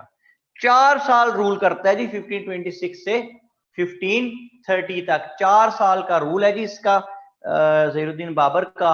और इन 4 सालों में was the most brilliant Asiatic Prince. इसने बहुत सा काम किया यहाँ पे, आर्ट्स के लिए, लिटरेचर के लिए। Very few people know this thing about Babur, that he was a wonderful poet as well। जहां ज़हीरुद्दीन बाबर के लिखे हुए जो नेशनल सॉन्ग्स हैं उज़्बेक लैंग्वेज में, still those are in the process in Uzbekistan. लोग उसको गाते हैं, इसकी की हुई शायरी को। ज़हीरुद्दीन बाबर के नेशनल सॉन्ग्स है ना, जो हमारे भी तो है ना ढेर सारे हिंदुस्तान। जी सर। कौन कौन से कोई बताएं? सारे जहां पाकिस्तान के या सब कॉन्टिनेंट के? सर पाकिस्तान की बात हो रही है, तू है ही हिंदू, सारे जहां से अच्छा नहीं नहीं कहने लगा था ना, कहने लगा था। वो देख उसने लिखा उसामा असलम सर। एक्चुअली आपने हिंदुस्तान, सर हम ज़हीरुद्दीन की बात कर रहे थे तो मैं उस पर्सपेक्टिव में कह रहा था कि लाइक पूरे सब कॉन्टिनेंट। मैं उसके बाद कह रहा था हमारे भी तो है ना नेशनल सॉन्ग्स। जी जी सर, हमारे हैं सर, बहुत सारे हैं। वो चमके साए तले हम एक हैं, हम सब करप्ट हैं, हम एक हैं। जी सर, दिल दिल पाकिस्तान सर बहुत हमारा फेमस सॉन्ग है। उसामा कहते हैं मुझे दुश्मन के बच्चों को पढ़ाना है ताकि वो और ताकतवर हो जाए और साइंटिफिक तरीके से भी मारे हमें पकड़ के। ठीक है सर, अपने बच्चों को कौन पढ़ाएगा? अपने बच्चों को नहीं पढ़ाना, दुश्मन के बच्चों को। और वो सॉन्ग में आपने सुने, ए वतन के सजीले जवानों, सुना हुआ? जी sir. These sons are not sold on the shops, वो नहीं सुना आपने? ए पुत्र हटाते नहीं विकदे।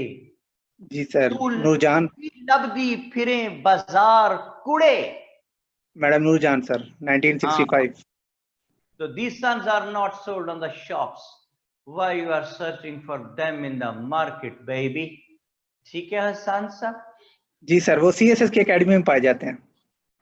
हाँ जी, मोटिवेट करने के लिए, मोटिवेशनल लेवल बूस्ट अप होता है हमेशा नेशनल सॉन्ग से। और ये वतन हमारा है, तुम हो खामखा इसमें। ओके, तो आसान क्या बात बनी साहब? ज़हीरुद्दीन बाबर 1530 में Zahiruddin Babar died। A very strange incident is being related with the death of Zahiruddin Babar, which is not acceptable for the people who always take the things with some authentic proofs। लेकिन बहरहाल एक बात है कि इसका बेटा था Humayun, he got sick very badly।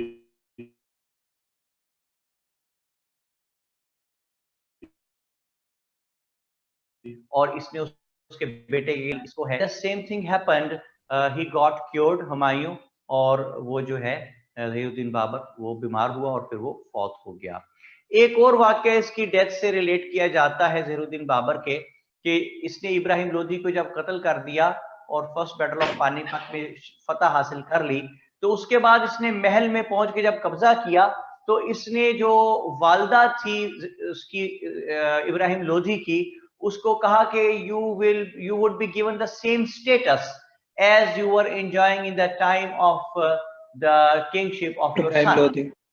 ठीक है जी, तो मैं आपको वही स्टेटस दूंगा, वैसे ही आपकी रिस्पेक्ट होगी, वही आपकी खादमाएं होंगी, उसी तरह आपकी खिदमत होगी, उसी तरह आपका हुक्म चलेगा जैसे एक माँ का चलता है। ये इसकी ग्रेटनेस की इंतहा थी ज़हीरुद्दीन बाबर की। लेकिन व्हाट हैपेंड कि वो जो उसकी माँ थी इब्राहिम लोधी की, उसने अपने बेटे का इंतकाम लेने के लिए ज़हीरुद्दीन बाबर को स्लो पॉइजन कर दिया एंड ही डाइड।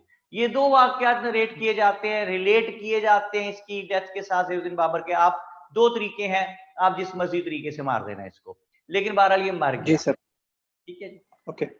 जब ये मर गया, बीमार हुआ, मरने के नजदीक था, तो इसने अपने बेटे हुमायूं को बुलाया और उसे कहा, हुमायूं मेरे मरने के बाद you would be the future king of India, तो आपने अपने भाइयों के साथ बुरा सलूक नहीं करना, क्योंकि उस जमाने में लोग भाइयों को, बादशाह जो होते थे भाइयों को कत्ल कर देते थे in order to eliminate the chance of any kind of coup against them.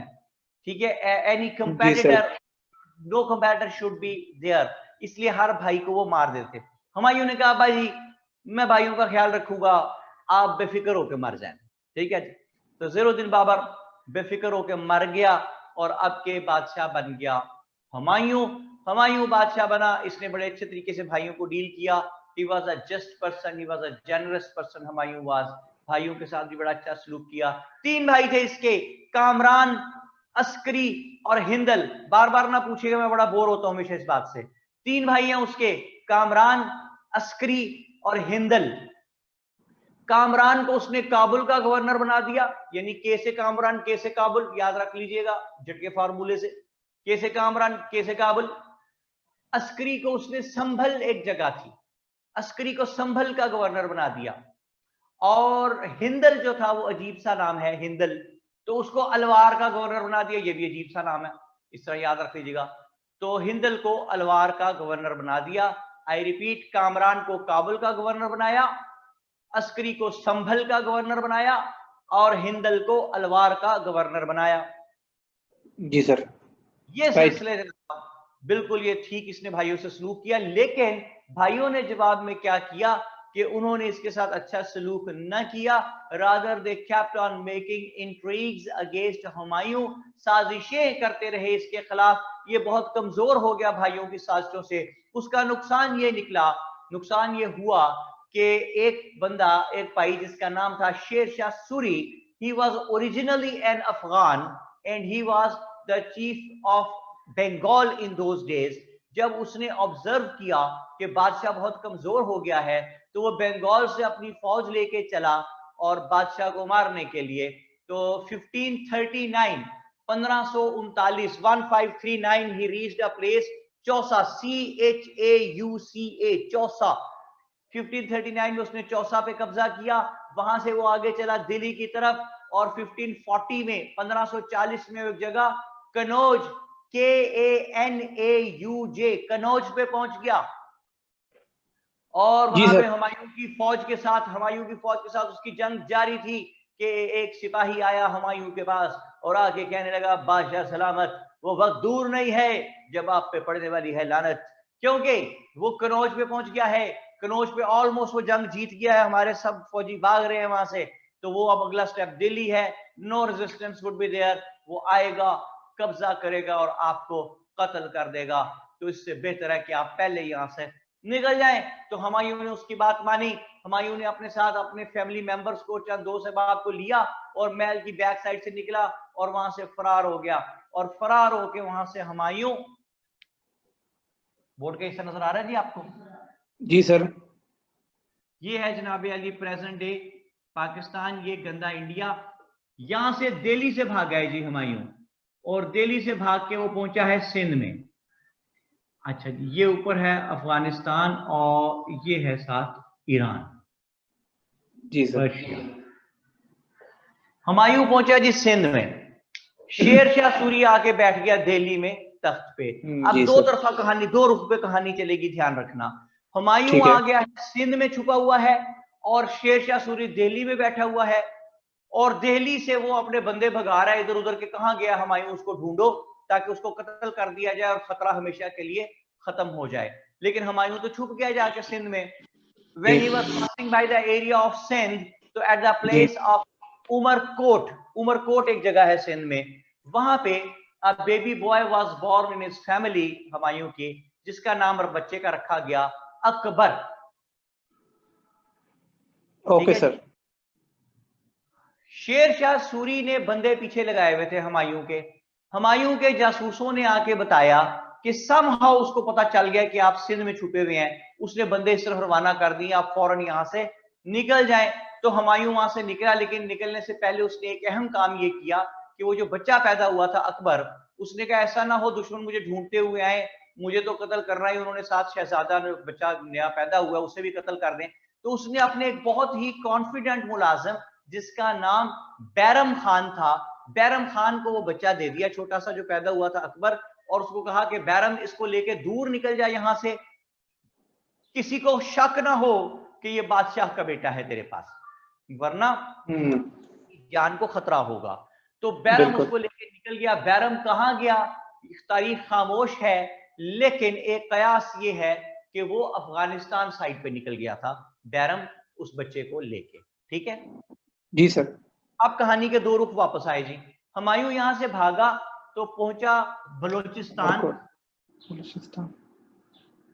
Balochistan से भागा तो वो पहुंच गया जी ईरान में, पर्शिया, और पर्शिया में ईरान में पहुंच के उसने पॉलिटिकल असाइलम की तरह एक तरह से वहां पे वो रहने लगा हुमायूं। ईरान का जो बादशाह था उसका नाम था शाह तहमस्त, शाह तहमस्त, TEHMASP, तहमस्त। जी सर। ये जो शाह तहमस्त था ये हुमायूं का बड़ा दोस्त था, इसने हुमायूं को पनाह दी और हुमायूं उसके पास छुप गया। और साथ हुमायूं के यहाँ फौज में जो वफादार थे इंडिया में, उनसे वो पूछता रहता था क्या हालात है, वापस आऊं किसी तरीके से फौज लेके। पर्शिया में भी वो अपनी फौज तैयार करता रहा, यहां भी फौज में उसके वफादार मौजूद थे। लेकिन जब भी उसने यहां से इंडिया से पूछने की कोशिश की अपने वफादारों से कि उसको वापस आना चाहिए कि नहीं, तो एवरीबडी रिप्लाइड के बादशाह सलामत, do not come back, Sher Shah Suri here was very very strong, वो आपको कत्ल कर देगा। आसान, यहां तक बात समझ आ गई? जी सर। अब कहानी के इस रुख पे आते हैं कि दिल्ली में कौन बैठा है। दिल्ली में बैठा है शेर शाह सूरी। 1540 में जिस वक्त हुमायूं यहां से भाग गया तो शेर शाह सूरी ने आके तख्त पे किया था कब्जा, तख्त पड़ा था खाली, तो he laid the foundation of Suri dynasty. तो एक मिसकॉन्सेप्शन कि Mughals started their rule here in subcontinent in 1526 and kept on ruling till 1857, वो मिसकॉन्सेप्शन साबित हुआ गलत, और 15 साल का ब्रेक आ गया मुगल एम्पायर में। मुगल रूल में 15 साल का ब्रेक है, जो कि है सूरी डायनेस्टी की वजह से। सूरी डायनेस्टी में 3 लोग हैं, शेर शाह सूरी पहला है who laid the foundation of Suri dynasty 1540 से 1545 तक 5 साल काम करता है यहाँ Sher Shah Suri. Was gem of a person यार शेर शाह सूरी। उसने यहाँ पे ही followed the footprints of Alauddin Khilji, उसने यहाँ पे हॉर्स ब्रांडिंग भी की, उसने ट्रेडर्स को भी रजिस्टर कराया, उसने लैंड सर्वे सिस्टम भी शुरू करवाया, उसने सोशल गैदरिंग पे पाबंदी भी लगवाई, और शेर शाह सूरी ने यहाँ सिस्टम लगाया मस्तखरज का। लिख ले स्पेलिंग हसन,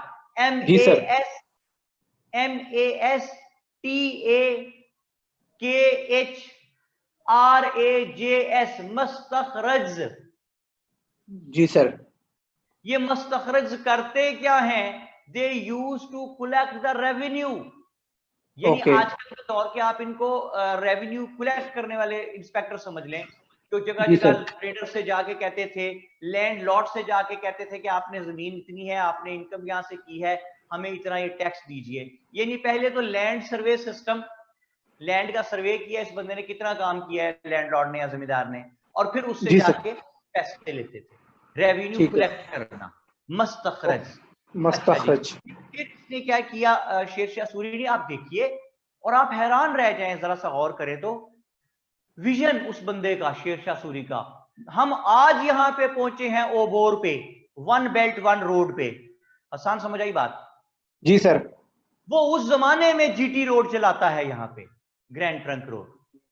ये है विजन एक आदमी का कि सारे मुल्क में से एक रास्ता ऐसा गुजरे, एक रास्ता ऐसा हो जो सारे मुल्क को कनेक्ट करता हो, हर छोटे बड़े इलाके को। तो हम आज वहां दुनिया पहुंची, ओबोर, वन बेल्ट वन रोड, वो जो चाइना से घूमे, नेपाल में से निकले, इधर से होती हुई फेडरेशन स्टेट्स में से, पाकिस्तान में से गुजरती हुई जाए सारी पर्शिया तक, ईरान तक, सॉरी ईरान तक। तो भाई ये है ओबोर। वो उस जमाने में जीटी रोड, शेरशाह सूरी मुस्तफा इमरान, वो कहते हैं who made GT road, obviously it was made by the labourers, लेकिन आइडिया ये था शेरशाह सूरी का। ठीक है जी। Sher Shah Suri, he was gem of a person and he was active all the time himself, and he used to make the inspection of all the aspects himself. तो वो जगह जगह जाता था, एक्टिव आदमी था बड़ा। इसी सिलसिले में वो एक, नहीं मियाँ साहब का यहाँ कहां से जिक्र आ गया है उसमें। इसी सिलसिले में वो एक गोडाउन की इंस्पेक्शन कर रहा था, where the explosive material was placed, और उस एक्सप्लोसिव मटेरियल में हो गया ब्लास्ट, और इस तरह एक्सीडेंटल डेथ हो गई शेरशाह सूरी की 1545 में। जी सर। जब हुमायूं को पता चला, पर्शिया बैठा था, पता चला कि यहाँ पे यार वो फौत हो गया है शेरशाह सूरी, तो उसने फौरी तौर पे अपने वफादारों से पूछा कि अब मैं वापस आऊं। उन्होंने कहा जी ना वापस आइएगा, उसका बेटा जलाल खान बादशाह बन गया है, who was following the footprints of his father in letter and spirit, बिल्कुल एज इट इज काम कर रहा है, मार देगा आपको, बड़ा स्ट्रॉन्ग है, मत आइएगा। तो हुमायूं फिर वहीं बैठा रहा। जलाल खान रूल करता है 8 साल, 1545 से 1553 तक, और 1553 में व्हेन ही डाइड, तो उसका भांजा, his nephew मुबरिज Khan became the ruler. मुबरिज Khan 1553 से 1555 तक इसका रूल है।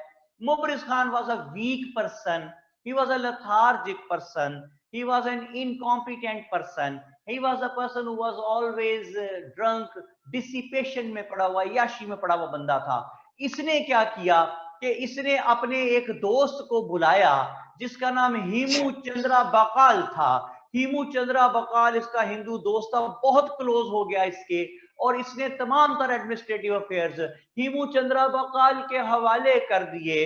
तो खुसरो शाह ने क्या किया, उसने जहां जहां अहम पोस्टों पे मुसलमान थे उसने उनको हटवा दिया ताकि मुबारक शाह को कत्ल करके खुद सुल्तान बन जाए। और कोई बात समझ में आती है क्या कह रहा हूँ? जी सर, आप सही कह रहे हैं, वही हिस्ट्री दोबारा रिपीट हो रही है जो खुसरो शाह ने किया था उस वक्त। मुबारक शाह ने बुलाया था खुसरो शाह को। हाँ जी। तो असूल मेरा क्या कहता है कि जिसने जिसको बुलाया वो उसने उसको ले डूबा, चाहे वो बहू ही क्यों ना हो, सास ने भी उसको बुलाया तो उसका फर्ज बनता है ना कि अब ले डूबे। जी सर, जी सर, इक़्तिदार पे कब्जा कर ले। वो आपने किसी को आप बुलाएं, उसे सब कुछ हैंड ओवर करें और वो आपको डंग न मारे, अब ये तो किसी किताब में नहीं लिखा। ठीक है जी सर, जी सर, यही तो कयामत है ना। जी सर, चलती फिरती लाशें हैं सर, चलती फिरती लाशें हैं। Can you repeat the name of the Hindu person? Ahmad Shah कहते हैं। जी बेटा, हीमू चंद्रा बकाल। हीमू चंद्रा बकाल के हवाले कर दिया भाई। हीमू चंद्रा बकाल ने क्या किया? वही किया जो उसको करना चाहिए था। उसने फौज के सरबराह पे इल्जाम लगा के उसको हटवा, उस मुसलमान को हटा। जहां जहां सुल्तान के लॉयल लोग थे, सुल्तान से ड्रंक होता था, सुल्तान उससे फैसले करवा लेता था कि जनाब वो फलां बंदा आपके खिलाफ है। सुल्तान नशे में बैठा होता है, जिस तरह आप लोग सुबह सुबह ऑनलाइन क्लास में नहीं होते पहले 5-10 मिनट में, अच्छा कौन है?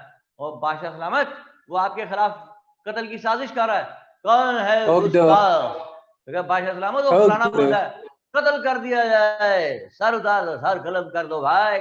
ओके, जिसमें जहाज नहीं होते सुबह सुबह जी सर। और शान शाह जी, शान अहमद साहब, 4 जहाज नहीं बैठते गांव के बाहर, एक कहता जी है सर, जो कारोबार करें कोई, जी, रात को टेक ऑफ करते हैं 3-4 के बाद सर, वो क्या रात को 3-4 के बाद टेक ऑफ करते हैं वो जहाज। टेक ऑफ करते हैं और भारी भारी लोहे के गार्डर भी उठा के भागे जा रहे होते हैं। ऐसे ही सर, मस्जिदों की टूटी उतार लेते हैं सर। हाँ जी, तो 4 जहाज बैठे थे ना, एक जहाज कहता है यार कोई कारोबार करें, दूसरा कहता है क्या कारोबार करें, तो तीसरा कहता है यार इतनी जमीन पड़ी है गन्ने लगाते हैं, तो चौथा कहने लगा कि गन्ने लगाएंगे तो ये गांव वाले सारे खा जाया करेंगे। तो पहला कहता है चलो आओ है गांव वालों को मारे, वो दरवाजा खड़काए, गांव वाले बाहर आए, वो उनको मारे पकड़ के जहाज डंडों सोटों से। तो उन्होंने कहा भाई हमें क्यों मार रहे हो? कहना हो खाओ साढ़े गन्ने और हमारे गन्ने खाओ गन्ने खाओ तो यार ये 4 बंदों से मुझे एक बात याद आ गई। एक बंदा दूसरे को बता रहा, कहता है यार वो देखो वो जो मेज है ना, वहां पे जो बंदा बैठा हुआ है ना होटल के वो नुक्कड़ में हॉल पे, वो मेरा बड़ा दुश्मन है, मुझे मौका नहीं मिल रहा किसी तरह कि मैं उसको कत्ल कर दूं, जो ही मौका मिलेगा इसे कत्ल कर दूंगा। तो वो जो बंदे जिसको बता रहा था उसने कहा कि मेरे भाई वहां पे तो 4 लोग बैठे हुए हैं टेबल पे। वो कहता है यार तुम्हारा दिमाग खराब है, वो जिसकी बड़ी बड़ी मूछें है मैं उसकी बात कर रहा हूँ। उसने क्या गौर से कहता है यार चारों की बड़ी बड़ी मूछें हैं, किसकी बात कर? कहता है यार तुम्हें समझ नहीं आती बात, वो जिसने सफेद शलवार कमीज डाला हुआ वो मेरा दुश्मन है। उसने गौर से कहता है यार चारों ने सफेद शलवार कमीज पहना हुआ है। कहता है यार दिमाग खराब करो, समझ नहीं आती बात, वो भाई जिसने बड़ी सारी पगड़ी पहनी हुई है। उस बंदे ने गौर से कहता है खराब बड़ी सारी पगड़ी तो चारों ने बांधी हुई है। कहता तुम पागल हो, तुम्हें समझ नहीं आती। पिस्तौल निकाला गुस्से में, ठा ठा ठा 3 बंदे मार दिए। कहता वो जो बैठा हुआ है ना वो मेरा दुश्मन। ठीक है जी सा बात समझ आती है आपको कोई? हाँ जी, तो बात कहां तक पहुंची भाई? अच्छाई है भी कोई मुझ में तो सितम जरीफ करता है उसको पेश बुराई के तौर पर। तो बात यहां तक पहुंची भाई, हिमू चंद्रा बकाल तक पहुंची। हिमू चंद्रा बकाल ने सब लोगों को अपने अंडर कर लिया, जैसे कि खुसरो शाह ने कर लिया था। लेकिन खुसरो शाह जो है he could implement his plan successfully, लेकिन हिमू चंद्रा बकाल जो है वो अपना प्लान सक्सेसफुली इंप्लीमेंट न कर सका, इसलिए कि इसके पीछे एक बंदा लगा हुआ था जिसका नाम था हुमायूं। तो हुमायूं को यहां से इतला मिली कि जनाबे अली आप फौरी तौर पे आ जाएं फौज लेके, यहां से हम भी आपका साथ देंगे। बड़ा ही वीक रूलर है मुबरिज खान, और तमाम तरह एडमिनिस्ट्रेटिव अफेयर्स हिमू चंद्रा बकाल के हवाले कर रखे हैं। एक पॉलिटिकल अनरेस्ट है, एक इंस्टेबिलिटी है, पॉलिटिकल इंस्टेबिलिटी है। तो आप आइए। तो जनाब हुमायूं फौज लेके 1555 में पहुंचा। ही किल्ड मुबरिज खान, हिमू चंद्रा बकाल भाग गया। सुन ले, he killed, Humayun killed Mubariz Khan, Himu Chandra Bakal भाग गया, और Humayun again manage to get the throne, दोबारा बादशाह बना 1555 में, और 1 साल 1556 तक वो बादशाह रहता है अब के। और हिमू चंद्रा बकाल भाग के कहीं छुपा हुआ है। तो हुमायूं की पॉजिटिव इंपॉर्टेंस हमारे लिए देखिए क्या है, एवोल्यूशन ग्रोथ ऑफ इस्लाम के लिए, कि Humayun killed Mubariz Khan and saved the rule from going into Hindu hands. Otherwise, Himu Chandra Bakal was about to get the reins of power. Or had Himu Chandra Bakal become the king of India, then what would have happened? कि हिमू चंद्रा बकाल के बाद उसका बेटा बादशाह बन जाता, फिर उसका बेटा बन जाता, फिर उसका बेटा, तो इस तरह rule would have been shifted from Muslim hands to the Hindu.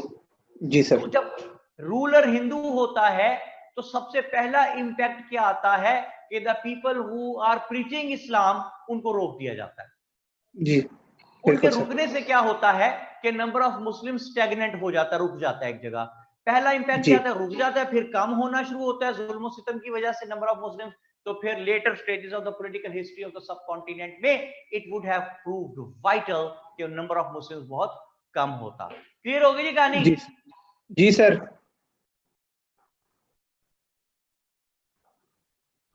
Humayun का 1 साल का रूल है जी, 1555 से लेके 1556 तक 1 साल रूल करता है। इस 1 साल में हुमायूं ने आर्ट्स के लिए, लिटरेचर के लिए बहुत सा काम किया जी।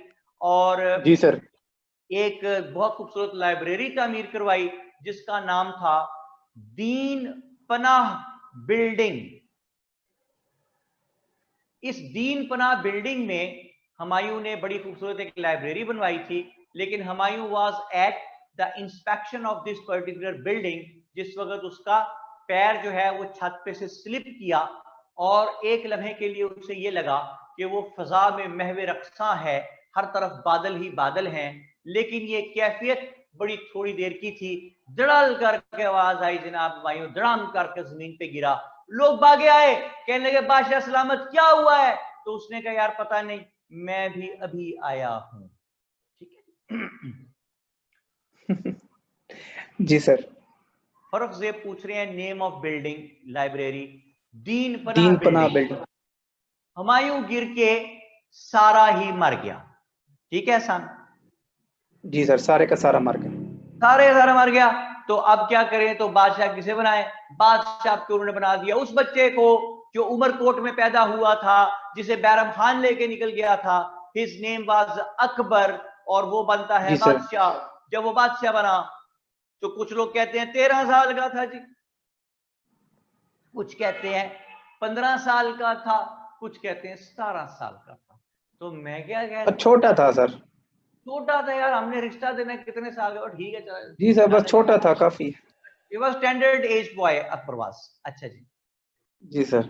यहाँ तक कि आज के लिए इतने काफी। जो अकबर वो हुमायूं जो गिरा है ना ऊपर से, तो फजा में जी महवे सर। रक्षा का बादल थे हर तरफ, उससे आसान जी। मुझे एक बड़ी जबरदस्त बात याद आ गई जी कि सर। मैं लाहौर में यहाँ पे है एफसी कॉलेज। ओके। तो मैं वहाँ पढ़ता था, तो हमारा एक दोस्त था, उसकी ना आवाज बड़ी भारी थी, तो उसे बड़ा ओके। जोम था कि मैं ना लोगों को हिप्नोटाइज कर देता हूँ। तो हमने सब्जेक्ट अच्छा। ऑप्ट किया साइकोलॉजी का। तो साइकोलॉजी हमें ठीक है। पढ़ाते थे बाबा जी अशफाक अहमद और मोहतरमा बानो कुदसिया साहबा के जो बेटे थे प्रोफेसर अनीक, आजकल वो अमेरिका में ओह शायद। नाइस। तो वो नाइस हमें नाइस साइकोलॉजी पढ़ाते थे। तो उन्होंने नाइस। पहले दिन उन्होंने साइकोलॉजी का लेक्चर दिया कि देखें घास हरी होती है, दरख्तों पे हरे पत्ते उगते हैं, तो दरख्तों पे घास उगती है। लो जी हम सारे पागल हो गए। अब एफसी कॉलेज का रोमांटिसिज्म की फिजा और फर्स्ट ईयर के नए नए बच्चे और ऐसा लेक्चर, तो हम सारे एक दूसरे को कहें कि जनाब मिट्टी ब्राउन रंग की होती है, तेरी जैकेट ब्राउन है, तू मिट्टी है। हम इस किस्म की बातें पागल हो गए सारे। बड़ा असर हमारे पे पड़ा। तो हमारा एक दोस्त जरा ज्यादा असर पड़ गया, उसकी आवाज बड़ी भारी थी, उसने ना हिप्नोटिज्म की बकायदा किताबें पढ़नी शुरू की, और फिर एक दिन कहने लगा मेरा जिसको दिल चाहे मैं हिप्नोटाइज कर देता हूँ।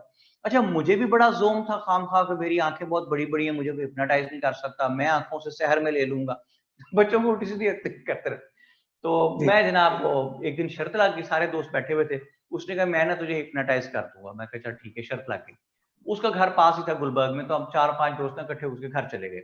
अब ड्राइंग रूम में उसके जाके बैठे, उसने अंधेरा सा कर लिया, मॉल बना लिया, अंदर से कोई चीज लेके आया, मेरी आंखों के आगे ऐसे लहराने लग गया, पेंडुलम टाइप ना ऐसे, और कहने लगा जी कि तुम्हें नींद आ रही है। तो मैं पहले मैंने सोचा कि मजाक करूं, फिर मैं कहा नहीं यार चलो मान लेते हैं, देखें भी करता क्या है। मैं कहा मुझे नींद आ रही है। तुम्हारी आंखें बोझल हो रही हैं। मैं कहा मेरी आंखें बोझल हो रही हैं। तुम्हें बोलना मुश्किल हो रहा है। मैं कहा मुझे बोलना मुश्किल हो रहा है। कहता है अब तुम्हारी आंखें बंद हो चुकी हैं। मैंने आंखें बंद की, मैं कहा मेरी आंखें बंद हो चुकी हैं। तुम सो रहे हो। मैं कहा मैं सो रहा हूँ। तुम सोते हुए अब सिर्फ मेरी आवाज सुनोगे। मैं कहा मैं सिर्फ तुम्हारी आवाज सुनूंगा। तुम्हारा नाम सलमान है। मैं कहा मेरा नाम सलमान है। नहीं तुम्हारा नाम अमजद है, अमजद। मैं कहा मेरा नाम अमजद है, अमजद। कहता है अब तुम फजा में हो। मैं कहा मैं फजा में हूं। अब तुम्हारे हर तरफ बादल ही बादल हैं। मैं कहा मेरे हर तरफ बादल ही बादल हैं। तुम्हारे हर तरफ परियां ही परियां हैं। मैं क्या थोड़ी देर रखी रखी यार, ठीक है। इस बात पे उसका सारा हिप्नोटिज्म का सहर टूट गया, और उसने मेरी पसली में इतने जोर से मुक्का मारा, 4 दिन में ऐसे टेढ़ा होके चलता था। तो मैंने उसके बाद ना, अब भी वो मेरे ख्याल कनाडा में जब भी बात कभी व्हाट्सएप पे होती है, तो मैं उससे पूछूं यार तेरा वो कारोबार कैसा चल रहा है, केड़ा? मैं वो परियों वाला जो तू बताता था कि तुम्हारे चारों तरफ परियां ही परियां भाई। तो वो बहरहाल फिर इस बात के जवाब में वो काफी गैर पार्लिमानी गुफ्तगू करता है मेरे बारे में। तो करता रहे भाई, करता रहे, जो मर्जी कहता रहे। हमने तो मजाक करना था, जुमला आया था, हमने कह दिया भाई। वो कहता ना, वो हमें बेवफा कहती है तो कहती रहे फराज, ओए मेरी अम्मी कहती हैं जो कहता है वो खुद ही होता है। Okay, nice sir. आसान कहानी समझ आ गई सारी? जी सर, अल्हम्दुलिल्लाह सारी समझ आ जरा गई। गौर कीजिए, हम चले कहां से थे? एडवेंट ऑफ इस्लाम से चले थे। जी सर। हम पहुंचे 712 तक। ठीक है। 712 से हम चले और हम पहुंचे 1206 तक। जी सर, ऐसे ही है। इसके बीच में ज़हन में रखें क्या कह रहा हूं, इसके बीच में जी हमने सर। देखा अराइवल ऑफ कासिम, जी। Impacts of the policies of Qasim, जी फिर सर। हमने देखा इन्वेजन ऑफ सुल्तान महमूद गजनवी, फिर हमने देखा जी sir. Impacts of the invasion of Shahabuddin Ghauri, जी सर। फिर हम पहुंचे 1206 से 1526 तक। जी सर। इस टाइम पीरियड के हमने बीच में देखा कि स्लेव 5 डायनेस्टी थी, डायनेस्टी। खिलजी थी, जी तुगलक सर। थी, सैयद थी और लोधी डायनेस्टी थी। जो जी। स्लेव डायनेस्टी थी उसको स्लेव डायनेस्टी इसलिए कहते थे कि उसमें रूल करने वाले या खुद स्लेव्स थे या स्लेव के बच्चे थे। ठीक है, जी सर। इसमें से अहम आदमी हमने एक बाहर चुना जिसका नाम था कुतुबुद्दीन ऐबक। ऐबक। उसने north eastern part of India में भी इस्लाम ले गया था और फर्स्ट इस्लामिक फाउंडेशन की बुनियाद भी रखी थी, स्टेट की, जी सर। इस्लामिक स्टेट की बुनियाद भी रखी थी।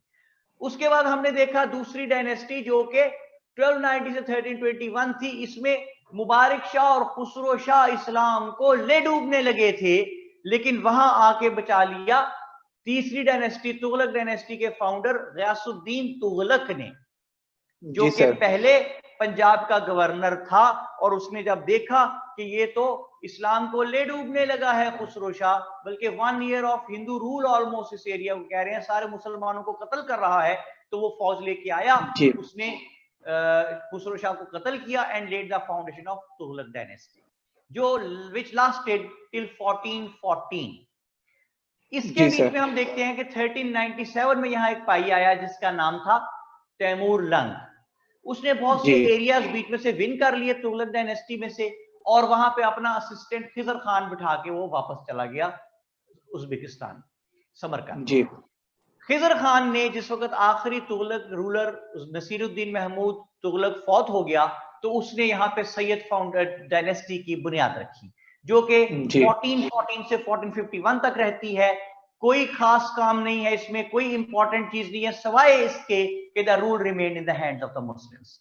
और जी सर। 1451 में जब आखिरी आदमी भी इनका बदून चला गया था, खुद सेल्फ एग्जिल लेके चला गया था, तो यहां आके बैठ गया एक अफगान लोधी। जिसका नाम था बहलोल लोधी।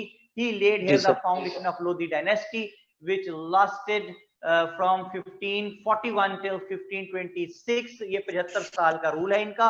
इसमें आखिरी आदमी इब्राहिम लोधी बहुत रूड हो गया था, due to his rude behaviour. उसने अपने बंदों की बेइज्जती की। दौलत खान और Alam Khan they called here Zahiruddin Babar, और ज़हीरुद्दीन बाबर ने फर्स्ट बैटल ऑफ पानीपत में साइंटिफिकली एडवांस्ड टेक्नोलॉजी, जिसमें गन पाउडर था, केमिकल डिप्ड क्लोथ था और राइफल्स थी।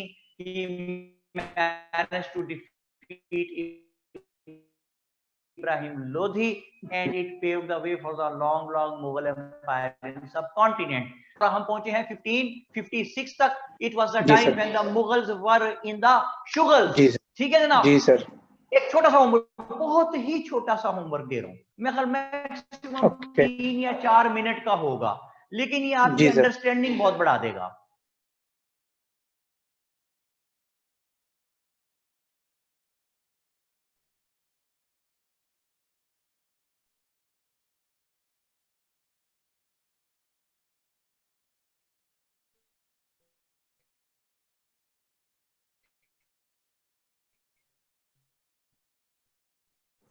कि आप डब्बों में कम्बिनेशन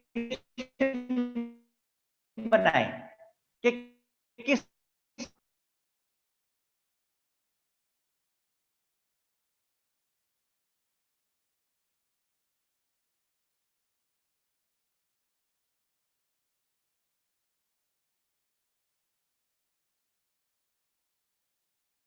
परवेज मुशर्रफ मुशर्रफ को साहब। बनाया, वो उसी को ले डूबा। ये कॉम्बिनेशंस बना के अपनी अंडरस्टैंडिंग डेवलप किया करें, जी सर। अपनी ग्रिप को सब्जेक्ट के ऊपर बढ़ाया करें। जी ठीक सर। है, जब आपको इतनी डिटेल्स पता होंगी ना, तो आपको इसकी वजह से और 30-35 बातें याद रह जाएंगी।